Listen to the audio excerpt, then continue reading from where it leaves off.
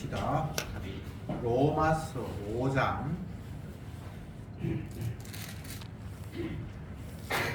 로마서 5장 12절부터 16절까지 교독하겠습니다. 5장 12절에 이러므로 한 사람으로 말미암아 죄가 세상에 들어오고 죄로 말미암아 사망이 왔나니 이와 같이 모든 사람이 죄를 지었으므로 사망이 모든 사람에게 이르렀느니라. 죄가 율법이 있기 전에도 세상에 있었으나 율법이 없을 때에는 죄를 죄로 여기지 아니하느니라.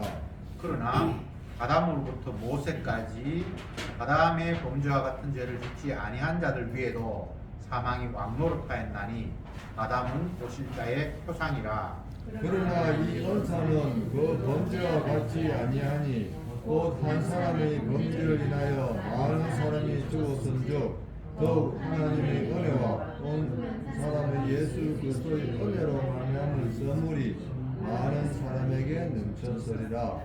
또 이 선물은 범죄한 한 사람으로 말미암은 것과 같지 아니하니 심판은 한 사람을 인하여 정죄에 이르렀으나 은사는 많은 범죄를 인하여 의롭다 하심의 이름이니라. 아멘. 아멘. 굉장히 어려운 본문에 봉착했습니다. 물론 성경 말씀 가운데 쉬운 건 없고요. 다 우리의 인간의 이성을 가지고는 도저히 접근할 수 없는 내용이 하나님의 말씀인데 오늘도 그런 내용 중에 어뜸이라고 해도 과언이 아닌 그런 말씀입니다. 한 사람으로 말미암아 죄가 세상에 들어왔다. 여기 한 사람은 첫 번째 사람 아담을 주님께서 말씀하셨습니다. 아담 첫 번째 사람, 그 사람을 통해서 죄가 세상에 들어왔고 그 죄 때문에 사망이 왔다.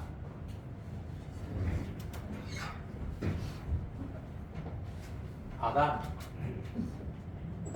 이건 첫 사람입니다. 이 사람을 통해서 죄가 들어왔고 죄 때문에 사망이 이르렀다. 그런데 이게 이제 요 한 사람으로 끝나는 것이 아니고 아담은 첫 사람이잖아요. 그 다음에 그 후손, 이것도 똑같이 죄, 사망 이렇게 됐다는 것을 12절에서 이야기하고 있습니다. 다시 읽어볼게요.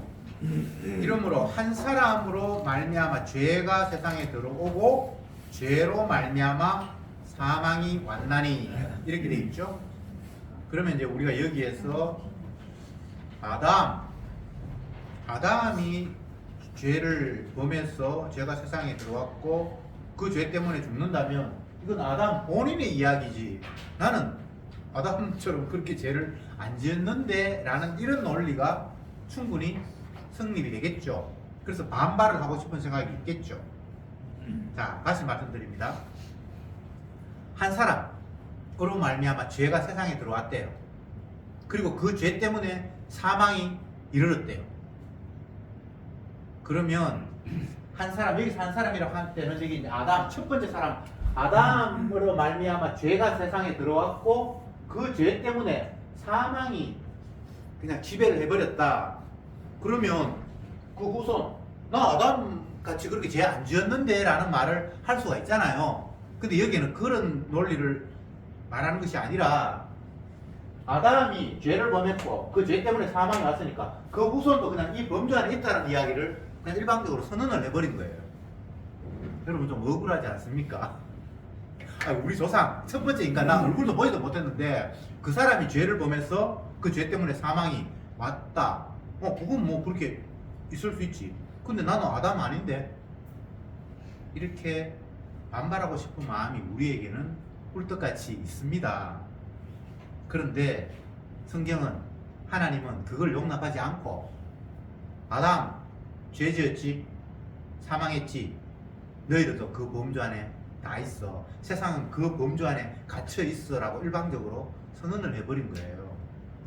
그러니까 이 주님의 선언 앞에 우리 자신이 손들고 하나님 억울합니다. 나 아담처럼 죄 안 지으면 될 것 아니에요. 그러면 나 사망 안 해도 되잖아요. 라는 식으로 반발하는 게 자연스러워요. 그게 이상한 게 아니고. 성경에도 그런 표현이 있죠. 아버지의 범죄 때문에 아들이 벌을 받는 건 그건 합당하지 않다. 아버지는 아버지 죄 때문에 범죄를 받으면 너는 너 때문에 죄를 받아야지. 세상의 모든 그 역사 과거를 보면 그 연좌제 비슷하게 조상이 죄를 지어서 그 아들이 뭐 삼족을 멸하고 이런 경우가 어느 나라에도 다 있어요. 그건 사람들의 어떤 논리 때문에 그것이 가능한고 하면 그 아버지가 범죄를 했는데 뭐 역적이었다. 그러면 그 어린 아들은 그 아버지의 뜻에 동의하지도 않았고 아무것도 몰랐는데 그럼에도 불구하고 그들을 다 죽이는 이유는 그 아버지만 죽이면 나중에 그 아들이 커서 후환이 두려워서 싹스를 자른다는 차원에서 연좌제나 이런 것들이 이 세상에서는 존재하죠. 그런데 그 논리는 아버지의 범죄와 아들의 범죄를 동일시하는 것과는 좀 다른 거예요.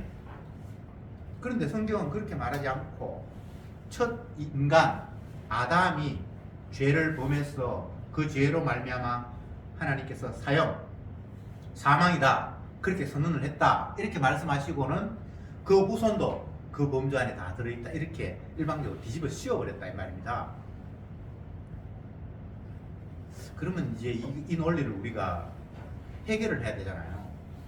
분명히 아버지가 술고래라고 해서 아들이 술고래는 아닌데, 아버지가 역적이라고 해서 내가 역적이 아닐 수도 있는데, 역적이 될 수도 있지만 아닐 수도 있는데 라는 게 우리의 논리잖아요. 근데 왜 하나님이 그걸 무시하고 너 아버지가 죄를 보면서 죽었기 때문에 너희들도 다 그냥 죄인이고 사망해야 돼 이렇게 주님께서 일방적으로 뒤집어 씌웠다 이 말입니다.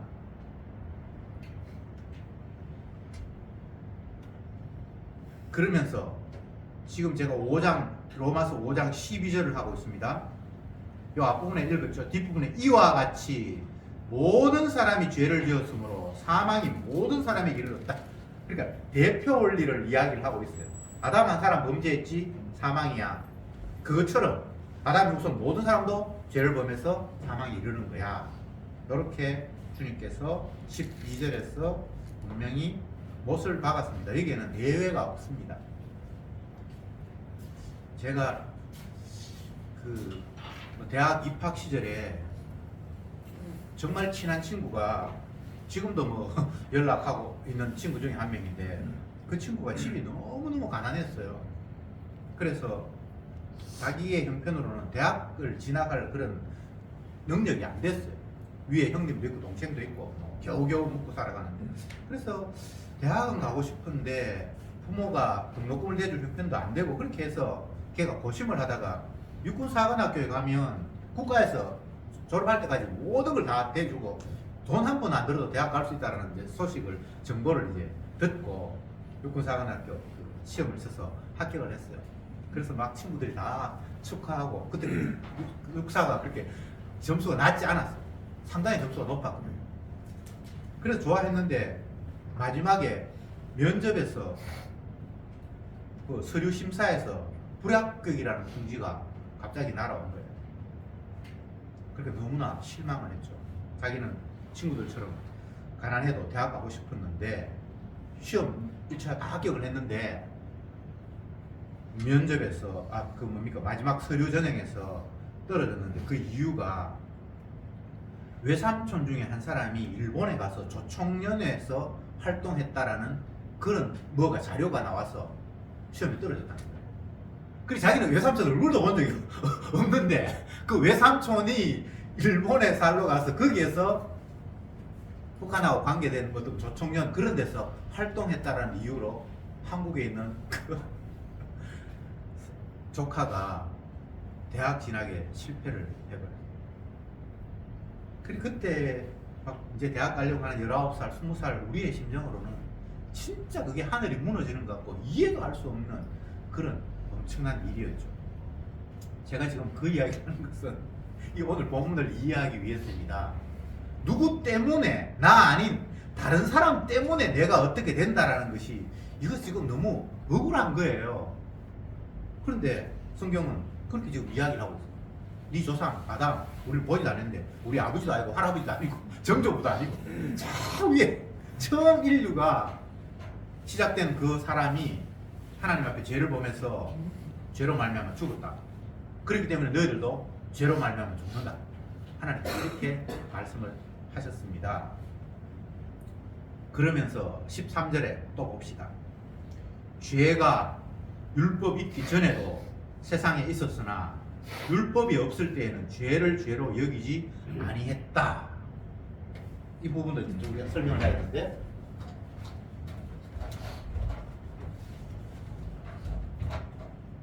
율법 이거 규정이에요. 이렇게 하면 죄고 이거는 의고 사람을 죽이면 그 사람도 반드시 죽여라. 뭐 또 남의 물건을 훔치면 5배를 갚아라. 율법이라는 건 규정이잖아요. 근데 이 규정이 생기기 전에는 죄라는 것이 성립이 안 됩니다. 맞죠?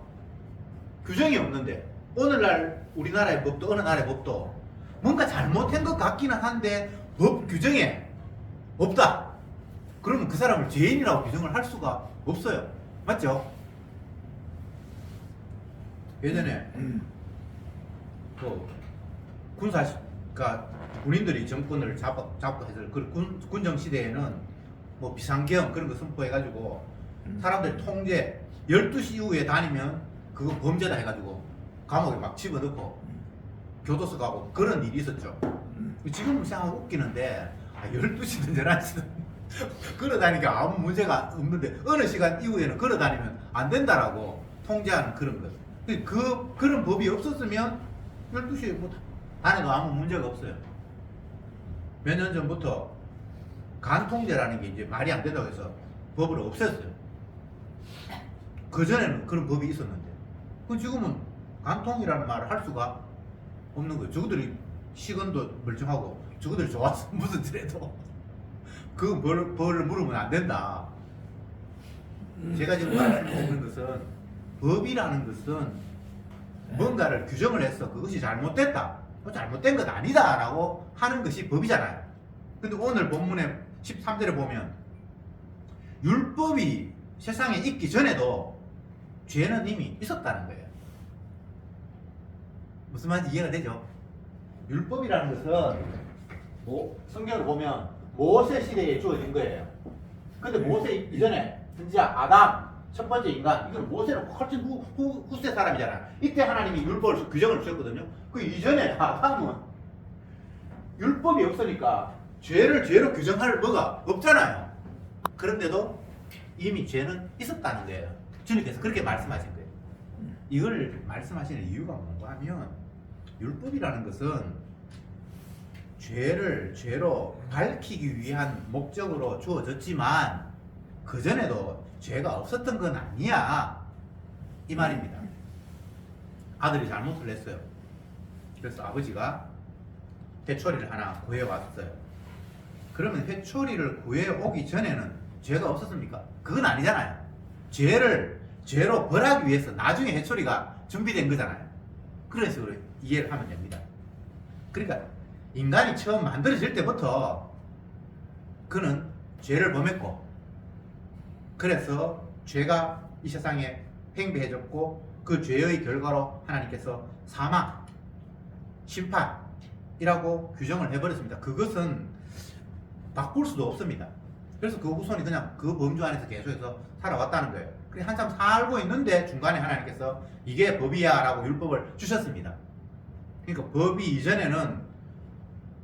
오기 이전에는 그 죄를 죄로 규정할 뭐가 없었으니까 죄라고 말을 할 수는 없었지만 그래도 죄는 이미 있었다. 이게 이제 13절의 이야기입니다. 그 다음에 14절에 뭐라고 이야기하는가 하면 그러나 아담부터 모세까지 아담의 범죄와 같은 죄를 짓지 아니한 자들 위에도 사망이 왕노릇하였나니 아담은 오실 자의 표상이라. 야, 이 말도 굉장히 어려운데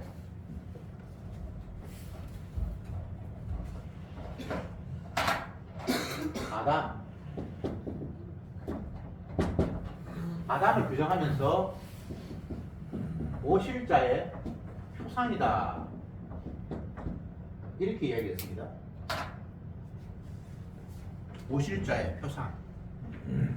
이 표상이라는 말 좀 어려운데 여기서 원래는 티포스 이런 표현을 여기 단어를 썼는데 이 티포스라는 말이 이제 나중에 바뀌어서 영어의 타입 어떤 형태 타입이라 A 타입, B 타입 그런 말이 이제 옮겨졌는데 그러니까 이 아담이라는 존재는 장차 오실 분 여기 성경에는 하나님 아들 예수님을 이야기합니다. 예수님을 보여주기 위한 어떤 표상이다 라고 설명을 하고 있습니다. 그러면 이 말을 범위를 확대하면 아담이라는 존재는 예수님을 보여주기 위해서 먼저 존재한 어떤 그런 타입, 유형의 사람인데 그러면 예수님이라는 분을 제외하면 아담 자체로는 아무 의미가 없어요. 아담은 예수님을 보여주기 위해서 생겨난 사람이다라고 성경이 규정을 하고 있으니까 이걸 범위를 더 확대하면 이 땅에 있는 모든 인간들은 하나님의 아들을 보여주기 위해서 이 땅에 보내진 존재들이에요. 예수님과 연관짓지 않으면 인간의 존재를 의미를 부여할 수도 없고 사는 이유도 모르고 엉망진창이 되어버린다 이 말입니다. 그런데 세상에 이 땅에 인간들이 자기를 예수님과 규정하면서 나는 이런 존재야라고 그렇게 말하는 사람이 몇 명이나 있습니까? 그냥 다 지 잘났어요. 그래서 내가 열심히 벌어서 잘 살고 내가 열심히 해서 상도 받고 내가 착한 일 해서 남들로부터 존경도 받고 그러지. 굳이 내가 예수님과 연관을 지어서 하나님의 아들이라는 분 세상을 천지 만물을 지으셨다는 그분과 내가 억지로 연관 지어야만 내 존재가 의미가 있는 건가? 뭐 그렇게 지을 수도 짓고 연관을 지을 사람은 짓고 나는 연관 안 지어도 내 스스로 내가 하는 일을 통해서 나를 규정받을 수 있는데 나는 몇 년에 태어나서 나이가 얼마 됐고 이런 직업을 가져서 나는 이런 일을 했고 사람들에게 유익을 주고 그 자체만으로 의미가 있는 거 아니야? 충분히 말할 수 있잖아요. 그런데 주님은 한마디로 아담을 딱 이야기하면서 아담을 이야기했다는 것은 모든 인간을 첫 번째 인간이니까 그 범주 안에 다 들어있는 거예요. 한 사람 첫 번째 사람이 범죄함으로 말미암아 하나님 앞에 심판받아서 사망했다. 모든 인간이 이 범주 안에 있다.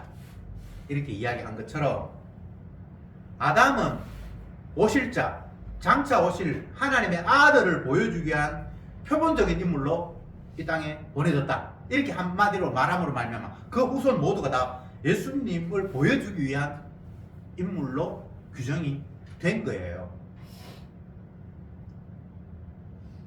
그런데 주님의 은혜가 찾아오지 않으니까 이런 말씀들이 수용이 안 되고 자꾸만 튕겨나가고 거부감이 생기는 거예요. 아니 내가 내 팔 흔들고 내가 뻘이 해가지고 사는데 왜 자꾸 누구하고 연관을 시키냐. 근데 연관이 안 되면요 정말 우리에게 소망이 없어요. 아담과 같이 범죄치 않은 사람에게도 죄가 왕노로 됐다. 14절 다시 읽어봅시다. 그러나 아담으로부터 모세까지 아담의 범죄와 같은 죄를 짓지 아니한 자들 위에도 사망이 왕노로 됐다 이렇게 돼 있잖아요. 그러니까 이것을 인간들의 불만 나는 아담처럼 죄 안 지었는데요. 아담이 범죄함으로 말미암아 사망이 왔다고 하는 거는 아담 이야기고 나는 아닌데요 라고 말하는 사람한테 너희도 똑같아. 너희들에게도 사망이 왕노릇해 라고 주님께서 뒤집어 씌워버린 거예요. 그러면 여기서 뭐 신학을 공부하는 사람들, 신학자들은 아담의 죄가 전가되어서 유전자적으로 우리 조상이 뭔가를 했으면 유전자로 해가지고 우리를 전대했다 뭐 이런 온갖 이론을 다 펼치는데 그건 성경적인 이야기가 아니고 사람들이 억지로 논리를 이해하기 위해서 만드는 것이고 아담의 후손도 아담과 하나도 생각이 다르지 똑같은 존재예요. 그래서 아담의 후손이 또 선악과를 놔두었으면 또 따먹었을 거예요. 여러분들에게도 만약 에덴 동산에서 선악과가 있었으면 또 따먹었을 거예요. 그래서 이 세상은 아담과 다른 존재는 단 한 사람도 없고 그렇기 때문에 아담이 죄인으로 드러났고 죄 때문에 사망이 왔는 것처럼 이 땅의 모든 인류들은 이런 존재야 라고 주님이 선언을 하시고 난 이후에 왜 그렇게 됐는가 하면 아담은 오실자의 표본이기 때문이야 라고 이야기하는 겁니다. 이게 지금 중요합니다. 장차 오실 그분, 우리에게는 장차 오실 분이 아니라 이미 왔다 하신 그분을 보여주기 위한 표상으로서 존재하는 것이 인간이야 이 말입니다. 그래서 이 말씀 안에 하나님께서 말씀하신 이 말씀의 범위를 받아들이고 아멘 하는 사람들은 우리의 삶의 태도가 지금과는 달라질 수밖에 없어요. 예수님 아니어도 나는 사는데, 예수님 아니어도 살죠. 근데 우리가 착각하고 있는 것은 예수님께서 살려주셔서 사는데 지는 지가 스스로 산다고 생각하는 거예요. 자기 스스로 산다고 생각하는 사람한테 한마디 질문, 너 잠잘 때 아니면 평소에 살아있을 때도 네가 네 심장 박동 시키냐? 그렇게 물으면 나는 한 번도 내 심장 박동하려고 노력한 적이 없다고 답할 수밖에 없겠죠. 의사가 사망 진단을 어떻게 하는고 하면 호흡이 끊어졌습니다. 심장이 작동이 안 됩니다. 이게 사망 선언이에요. 그런데 살아있던 사람들이 지 심장 박동하려고 애를 쓰는 사람이 있나요? 그런 사람 아무도 없어요. 우리를 심장을 움직이시는 분이 따로 계시는 거예요. 그런데 지는 지가 열심히 해가 간다고 착각하고 있는 거예요. 내가 잠자면 아무것도 못 하잖아요. 그때도 주님은 여전히 우리 심장을 피를 돌리고 하고 있거든요. 조금만 생각하면 내 생각이 하나님의 말씀을 벗어나서 내가 내 스스로를 부정하고 내 삶을 긍정하는 것, 내가 잘난 척하는 것, 이게 얼마나 쓰잘데없는 하나님 앞에 교만인가를 아는 거예요. 내가 이 땅에 50% 왔습니까? 주님이 자기의 표상으로 자기를 보여주기 위해서 나를 이 땅에 태어나게 하셔서 태어난 것 뿐이에요. 뭐 금수저니 무슨 수저니 그러는데 아무도 지가 뭐가 되고 싶어서 온 사람이 없어요. 그냥 이 땅에 주님이 보내신 거예요. 왜? 잘 먹고 잘 살라고. 그게 아니고 예수님의 표상으로 이 땅을 지으신 그분의 뭔가를 보여주기 위해서, 그분의 의미를 온몸으로 뿜어내기 위해서. 이 화분이 있는데 이걸 만드신 분이 계세요.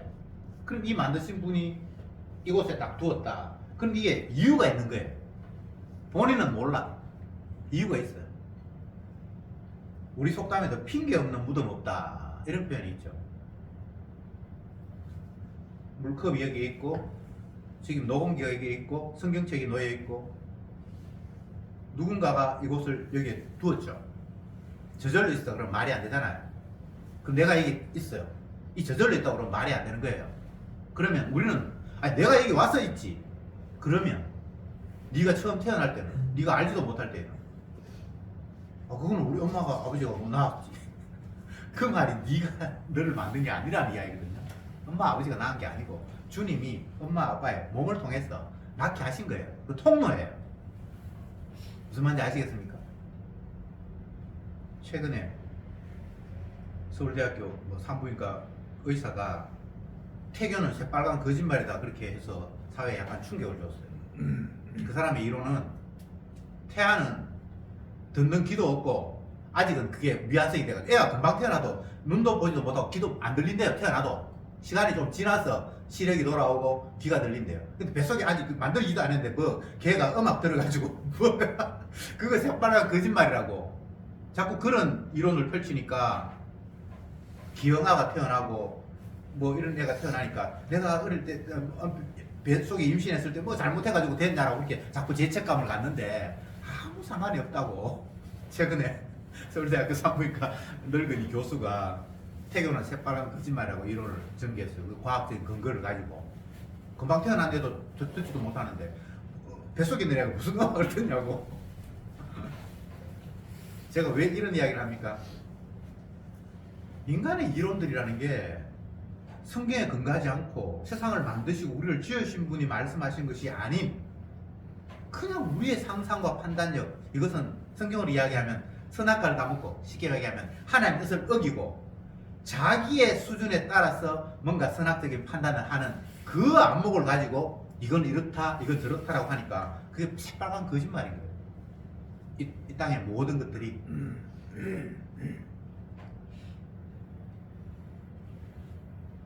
아담은 오실 자의 표상이다. 아담의 후손은 예수를 보여주기 위해서 이 땅에 존재하게 하셨다. 간단하죠? 그렇게 복잡한 이론은 아니죠. 그러면 살아있는 모두는 주님이 어떤 분인가를 보여주고 그분을 위해서 움직이는 게 지극히 자연스러워요. 근데 인간들이 그게 안 되니까 지 위해서 살아가는 거예요. 어떤 사람은 부모님 위해서 살아가고 어떤 사람은 이웃을 위해서 살아간다고 그러고. 근데 정작 주님의 말씀은 이웃도 아니고 부모도 아니고 너 자신을 위해서 아니고 너를 지은 나를 위해서 너는 이 땅에 존재하는 거야. 주님이 그렇게 말씀하셨단 말이죠. 그런데 온통 나밖에 없어요. 심지어 신앙생활 한다 그러고 하나님 믿는다 그러고 교회 나와서 뭐 기도하고 하는 사람도 지잘 되려고. 그러니까 이게 다 거짓말이에요. 신앙이 다 거짓말이죠. 의인은 없나니 하나도 없다. 하나님께서 소돔과 고모라 성을 심판하시기도 했을 때에 믿음의 사람 아브라함이 자기 조카가 거기 살고 있으니까 하나님 소돔 고모라가 뭐 우상 숭배하고 뭐 동성애하고 엉망진창이 되어서 하나님께서 심판하시겠다고 하는 건 제가 이해는 되는데 그런 도성에도 그래도 순수하고 착한 사람이 있지 않겠습니까? 그 사람을 위해서라도 도시 전체가 심판받아 버리면 착한 사람은 너무 억울하지 않습니까? 라고 하나님 앞에 이의를 제기했잖아요.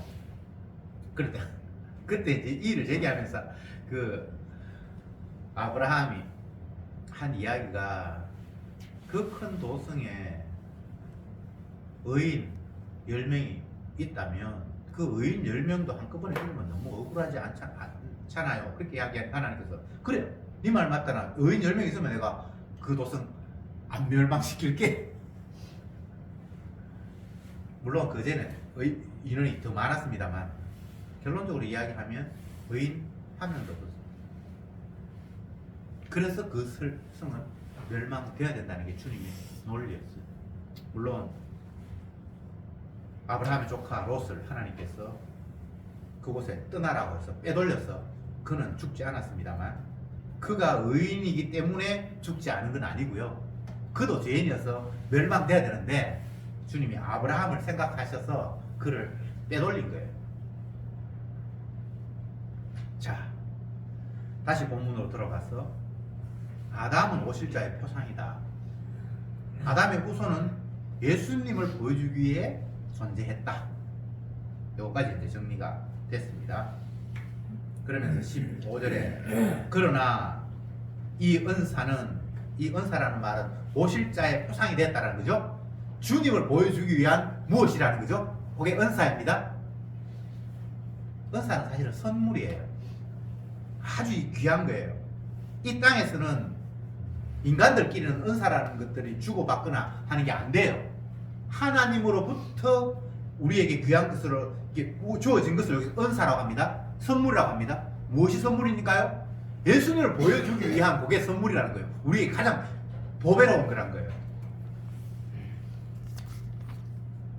그러나 이 은사는 표상이 된 것은 그 범죄와 같지 아니하니 곧 한 사람의 범죄로 인하여 많은 사람이 죽었은즉 더욱 하나님의 은혜와 또한 한 사람 예수 그리스도의 은혜로 말미암아 선물이 많은 사람에게 넘치리라. 이 말하기 위해서 바울이 계속 이런 말씀을 펼쳤는데 이게 좀 중요한 것은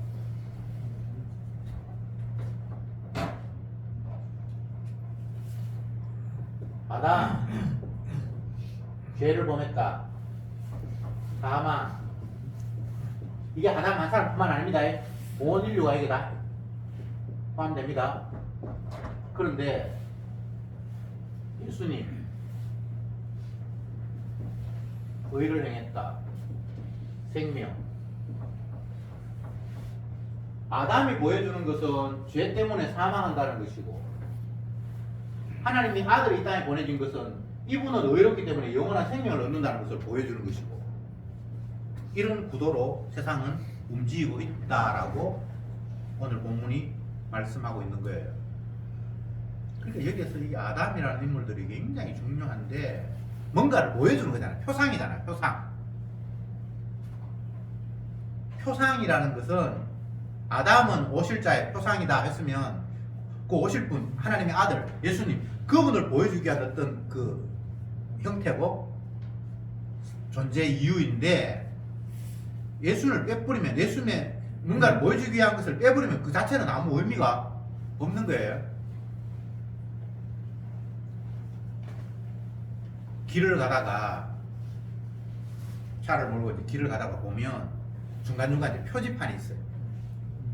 오른쪽으로 가면 어디를 갑니다. 그럼 그 표지판은 뭔가를 보여주고 설명하는 것이지, 그것 아니면 그 자체가 의미가 없잖아요. 저희 집에서 송정 그 못까지, 호수까지 걸어가면 꽤 시간이 걸려요. 한 40분 정도 걸어가야 되는데, 자전거 타면 한 10분 하면 갑니다. 한 번씩 제가 이제 바람 쐬러 자전거 타고 거기 갔는데, 요즘 그쪽에 뭐 길 공사한다고 12월 말까지는 통행하지 말라고 막아놨어요. 그래서 거기서 딱 보니까 지관 뭐 도서관, 지관서관 뭐 거기는 영업한다고 그렇게 써붙여 놓고, 왼쪽 편으로 가면 300m 가면 화장실 하면서 그렇게 써놨어요.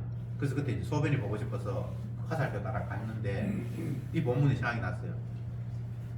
그 좌측으로 300m 가면 화장실이 있다라는 그것은 뭔가를 보여주기 위한 표상이잖아요. 그 자체가 화장실도 아니고 아무것도 아니에요. 지금 무슨 말인지 이해가 되죠? 모든 인간들은 예수를 보여주기 위한 표상이지, 예수님과 상관이 없으면 이 인간 자체가 아무 의미가 없다니까. 오늘 이 세상에 예수 없이 의미를 부여해서 저것들끼리 뭐 앞으로 잘 사는 나라를 만들고 뭐 치매를 없애가지고 뭐 별별 짓을 다 하는데 다 미친 짓이에요. 표상 가지고, 표상 그 자체가 마치 의미가 있는 것처럼, 표상은 의미가 없잖아요. 그 자체가 의미가 없잖아요. 뭔가를 보여주는 곧 그 역할을 하잖아요. 그런데 이 인간들이 마귀에게 사로잡혀서 예수님의 말씀보다는 더 땡기는 자기 생각을 가지고 인간 스스로가 마치 의미가 있는 것처럼 발광을 하면서 지금 살아가고 있습니다. 미친 짓이죠. 그러면서 진짜 하나님이 기뻐하시는 의를 보여주기 위한 생명 되신 예수님을 이쪽 편의 인간들이 어떻게 생각했습니까? 미쳤다. 미쳤다.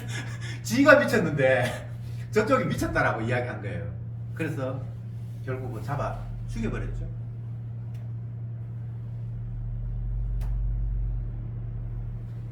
아담이, 첫 인간이 하나님이 금하신 선악과를 따먹음으로 말미암아 죄를 표출했다면, 예수님 당시 인간들은 예수님을 잡아 죽이는 말미암아 죄를 표출했어요. 그게 선악과 따먹은 거하고 똑같은 거예요. 그게 다른 게 아니에요. 오늘날 우리가 만약 예수님이 이 땅에 오셨다면 똑같이 잡아 죽였습니다. 왜? 우리 자체를 인정하지 않으니까. 아니, 우리를 좀 인정해줘야지 서로 소통이 되잖아요. 근데 예수님은 사람을 인정하지 않거든요. 너희들은 죄인이고 죽어야 돼. 더 노골적으로, 너그 애비는 마귀야. 너는 마귀 새끼야. 독사의 새끼들아. 우리말하면 개새끼들아. 이런 욕설이 예수님 입에서 자기 백성을 향해서 막 쏟아졌단 말이죠. 그러니까 인내심이 강한 그들이 참다 도저히 못 참았어. 결국은 예수님 죽였잖아요. 이게 아담의 죄와 똑같은 죄예요. 선악과 따먹은 똑같은 죄가 계속해서 흘러온 거예요. 그러니까 죄의 싹은 사망이라고, 너희들은 저주받았다고, 더 정확하게 이야기하면 지옥 가야 할 존재다라고 규정을 하신 거예요. 그런데 한 사람의 범죄로 모든 사람이 죄인 된 것처럼 한 사람의 의로 말미암아 또 많은 사람이 생명을 얻는다라고 이야기하고 있는 거예요. 아담은 죄의 표상, 예수님은 의의 표상. 아담은 심판, 저주의 모습, 예수님은 생명의 모습. 그래서 철저히 아담, 인간은 그냥 이 죄인이어야 되고 우리는 사망해야 된다는 저주받아야 마땅하다라는 그런 것을 날마다 확인해야 돼요. 그러면서 상대적으로 예수님께서 의를 행하셨고 그에게는 생명이 있고 여기에서는 천국이 주어진다는 것을 보여주는 그런 대비적인 역할. 이게 아담의 역할이었고 오늘날 저와 여러분들의 역할입니다. 아, 나는 죄인이구나. 그래서 죄인은 저주받아 마땅하구나 라는 것을 삶을 통해서 하나님의 말씀에 근거해서 날마다 확인하는 게 우리가 이 땅을 살아가는 이유인데 그것이 전부가 아니고 그렇게 됨으로 말미암아 다른 것을 생각하게 되겠죠. 그러면 의는 뭔데? 천국이 있다는데 천국은 뭔데? 라고 생각하겠죠. 그래서 결국은 하나님의 아들을 성경을 통해서 발견하게 하고 우리를 지으신 분, 우리를 운행하시는 분, 우리를 이끄시는 분을 바라보게 되고 한 사람을 통해서 죄가 세상에 들어왔다면 한 사람을 통해서 의가 또한 세상에 뿌려진 거예요. 그래서 우리에게는 예수님이 유일한 소망입니다. 그냥 나의 행동, 죄, 이건 저주, 여기에서는 벗어날 수가 없어요. 모든 사람이 죄를 범하였음에 하나님의 의의 영광에 이르지 못했다라고 성경은 이야기했어요. 그것은 창세기에서 이미 선악과를 따먹고 난 이후부터 하나님이 계신 그 에덴 동산부터 추방됨으로 말미암아 이제 더 이상 가능성이 없는 것으로 주님이 인간을 규정해버렸어요. 그냥 캡 안에 탁 가두어버렸어요. 하나님의 말씀을 툭 놓고 보면 아, 우리는 죄인이어서 저주받아야 될 존재네 라는 걸 확인하는 거 말고는 다른 어떤 가능성이 그게는 없어요. 그렇게 완전히 뒤집어 씌워놓고 이게 완전히 뒤집어 씌워놓고 여기는 누가 벗어날 수가 없어요.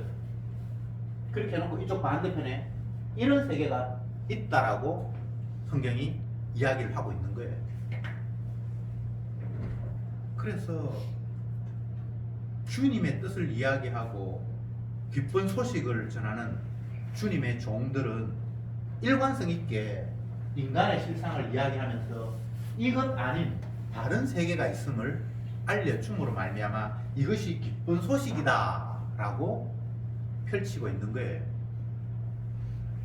16절을 봅시다. 이 선물은 범죄한 한 사람으로 말미암은 것과 같지 아니하니 심판은 한 사람을 인하여 정죄에 이르렀으나 은사는 많은 범죄를 인하여 의롭다 하심의 이름이니라. 참 이게 놀라운 일이 벌어졌는데 아담 한 사람으로 말미암아 죄가 들어와서 죄가 모든 사람에게 다 뒤집어 씌웠다라는 것이 있는데 그와 또 반대로 한 사람의 의로움으로 말미암아 은사로 말미암아 많은 범죄자가 의롭다 하심에 이른다라는 이런 희한한 이론을 주님이 펼쳤습니다. 결론적으로 말씀드리면 예수님은 자기 택한 백성이 있어요. 만세전에 이거는 우리가 태어나기도 전에 한 사람은 사랑받기로 하고 한 사람은 미움받기로 하고 이미 주님이 자기 기쁘신 뜻대로 결정을 하셨어요. 그러면서 그 자기가 구원할 자를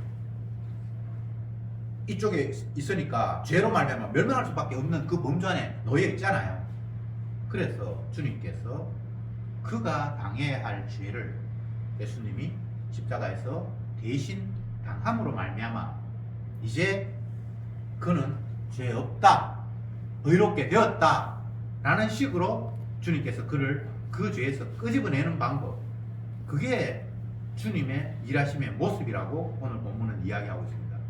은사는 그러니까 예수 그리스도가 행하는 대속, 누구를 대신해서 저주받는 그것은 많은 범죄를 인하여 의롭다 하심의 이름이니라. 분명히 그는 죄도 많았고 죄로 말미암아 저주 받아야 되는데 주님이 그 저주를 대신 받음으로 말미암아 의롭게 됐다라는 겁니다. 그러니까 이걸 위해서 주님이 이 세상에 인간을 보냈다는 거예요. 어떤 사람은 끝까지 자기의 죄로 말미암아 멸망받고, 어떤 사람은 자기의 죄로 말미암아 멸망받아야 되는데 주님이 대신 저주받아서 그를 의롭다고, 이걸 위해서 세상을 주님이 펼쳐놓았다는 겁니다. 참 이게 믿어진다는 게 은혜가 아니면 안 됩니다. 이게 진짜 세상 사람들 볼 때는, 안 믿는 사람 볼 때는 미친 소리예요. 미친 소리. 이게 지금 무슨 이야기 하는 거예요?